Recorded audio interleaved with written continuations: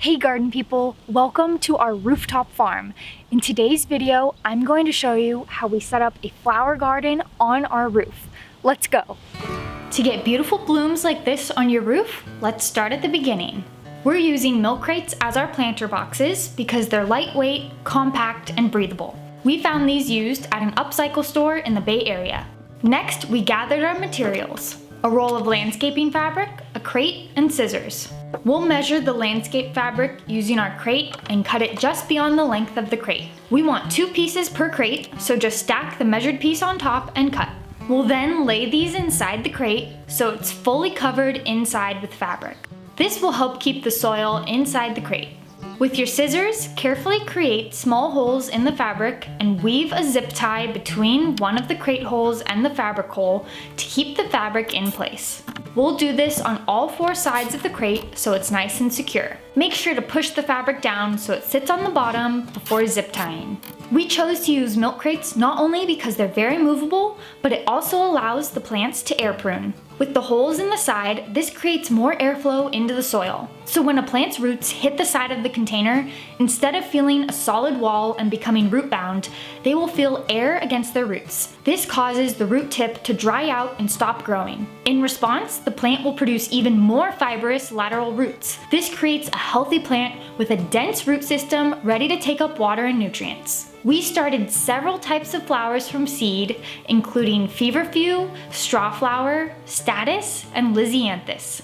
We want a lightweight potting mix for our rooftop flowers, so look for mixes containing coconut coir, rice hulls, or lava rock. Another way we're keeping these boxes light is by filling the milk crates halfway with shredded cardboard. This way we only need to fill the box halfway with potting soil. Next, we'll add the potting soil on top of our cardboard, filling it to the top. We'll space out our flowers in each corner and in the middle. This spacing is a bit closer than normal, but we really want to maximize our space and plant as many flowers as we can. Spoiler alert, this spacing was actually perfect. We'll repeat this process with the rest of the boxes. We ended up using about 2 cubic foot bags of potting soil and a handful of large boxes of cardboard for all 15 milk crates. We'll do a quick watering of these flowers to get them hydrated in their new soil. Since it'll be heavier after watering, we'll let these sit overnight before moving them to the roof. Now, time for the big move. These aren't very heavy, but I had to carry one at a time up the stairs and onto the roof, their final destination. So be prepared for a good arm and leg workout. We specifically placed these against a load-bearing wall rather than in the middle of the roof. Please be careful and check with a roof specialist before placing something heavy on your own roof.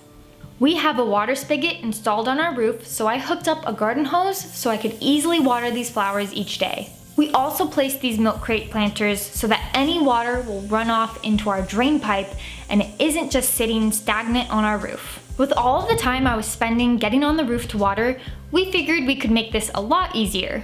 So with some piping and an irrigation valve, we were able to set up an automatic drip irrigation system to irrigate our flowers once a day in the afternoon. There are plenty of irrigation kits at local hardware stores where you can get the materials to set this up. Now that it's summer, the blooms have arrived and we can start harvesting our beautiful rooftop flowers. I thought the wind would be too much for them, but they seem to be thriving and growing tall from all the sun they receive each day. It's a compact little setup, but we are making the most of our suburban garden space. So if you're up for it, I would definitely encourage you to try rooftop gardening, because clearly there's always room for more plants.